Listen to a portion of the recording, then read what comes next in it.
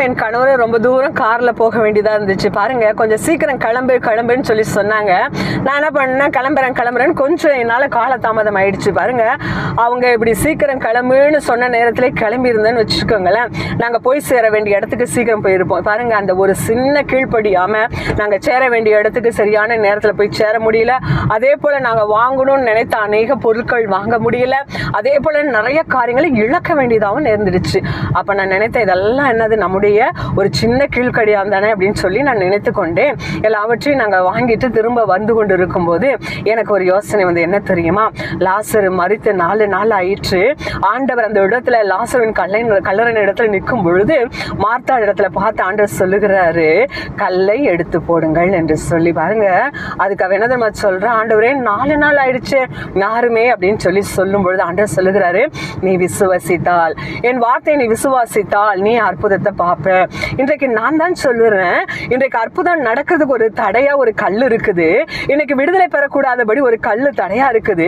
நீ அதற்கு கீழ்ப்படிஞ்ச, நான் சொல்லபடியே நீ செய்யும்படி நீ கீழ்ப்படிந்த, விசுவாசத்தோடு நீ கீழ்ப்படிந்தன்னா உன் வாழ்க்கையில அற்புதம் நடக்கும்னு சொல்லி ஆண்டவர் சொல்லுங்க.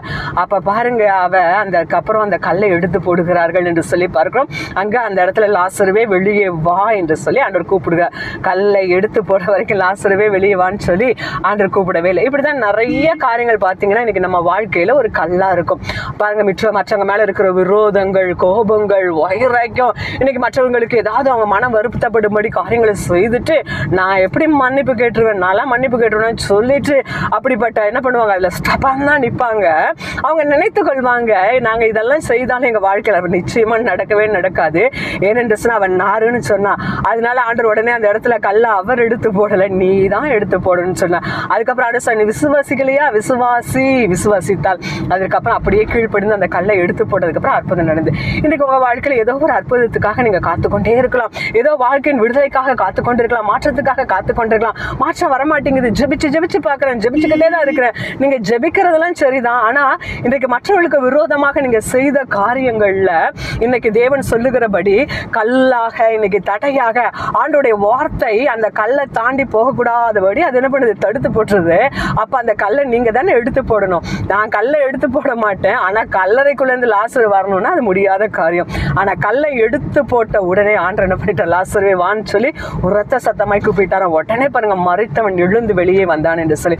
இன்னைக்கு உங்க வாழ்க்கையில இப்படி கல்லுகள் இருக்கலாம், அநேக வருஷமா தள்ளி போடாத கல்லுகள் இருக்கலாம். இன்னைக்கு பாத்தீங்கன்னா அந்த கல்கள் தடையா இருக்குன்னு தெரியாமலே நீங்க வாழ்க்கையை ஓடிக்கொண்டிருக்கலாம். இன்றைக்கு நீங்க கல்லை எடுத்து போட்டீங்கன்னு சொன்னா நிச்சயமாக நீங்க அடுத்து போட்ட அடுத்த நொடியே உங்க வாழ்க்கையில அற்புதம் தொடங்க ஆரம்பிச்சிடும். அது